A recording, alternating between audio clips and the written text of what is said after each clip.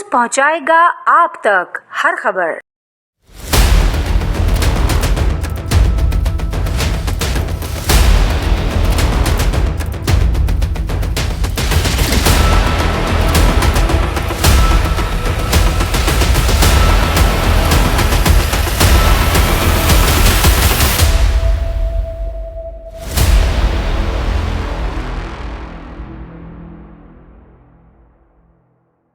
बिस्मिल्लाहिर्रहमानिर्रहीम। मैं आज कराची के लोगों से ये कहना चाहता हूँ कि अपने हुकूक के लिए लड़ो। लड़ नहीं सकते तो बोलो, बोल नहीं सकते तो लिखो, अगर लिख नहीं सकते तो तालियां ना बजाओ, उन लोगों का साथ दो जो कराची के हुकूक के लिए खड़े हुए हैं।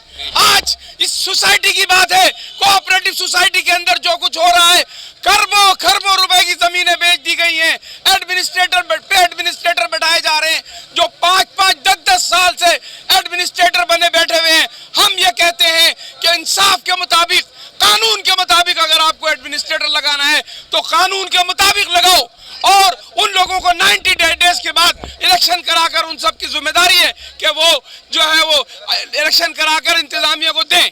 ये नहीं है कि वो कमर्शियल प्लाट बेचें, डबल फाइलें बना दें और जो है लोगों को तंग करें।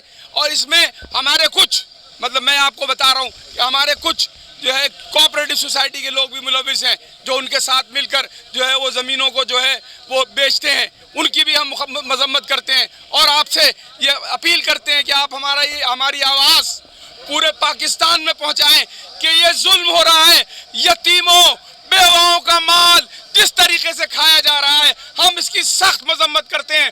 और ये नहीं है कि ये आज आपने देखा कि कोऑपरेटिव सोसाइटी के हवाले से आज हमारा दूसरा ये प्रोग्राम है, और एक हफ्ते के बाद, 10 दिन के बाद हम तमाम उन लोगों के जो करप्शन में मुलविस हैं, उनके सबूत सब हमारे पास आ रहे हैं।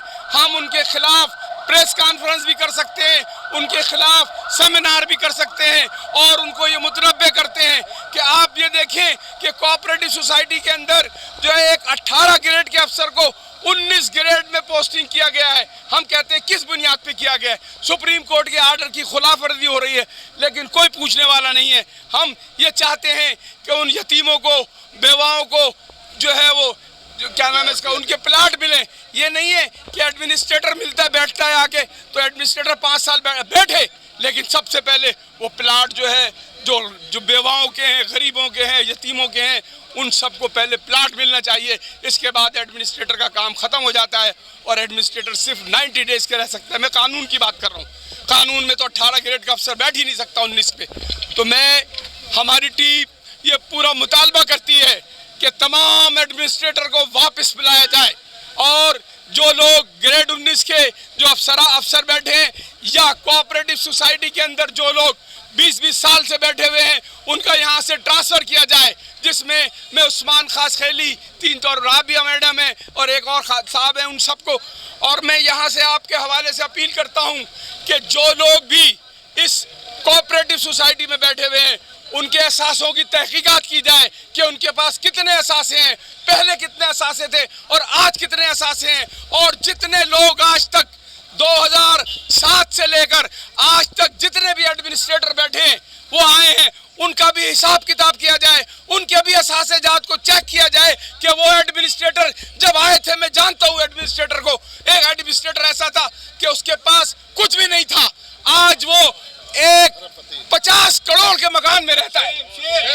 हम ये बताना चाहते हैं कि जिसके पास चप्पल नहीं थी, वो जब ये सारे हम ये कहते हैं कि सारे एडमिनिस्ट्रेटरों को बरतरफ करो और उनके एहसास चेक करो और उनको सजाएं दो। इस मुल्क के अंदर, इस शहर के लोगों के साथ जो ज्यादती हो रही है, हम ये कहते हैं कि अमन और अमान की सूरत हाल को भी बेहतर करो। कराची में मुकामी पुलिस होनी चाहिए। हम ये सारे मुतालबे यहाँ से कर रहे हैं कि देखें, आज गरीब लोग, आप देख रहे हैं कितने सारे लोग यहाँ मौजूद हैं।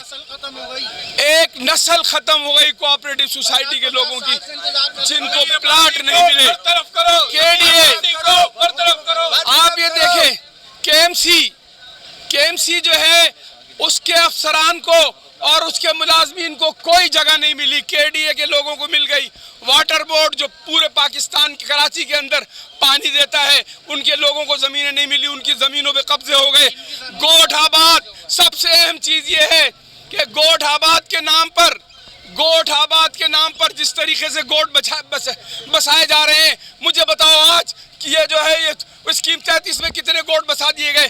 کیا پہلے گوٹ تھے؟ یہ گوٹوں کے نام پر کراچی کی زمینوں پر قبضہ کیا جا رہا ہے.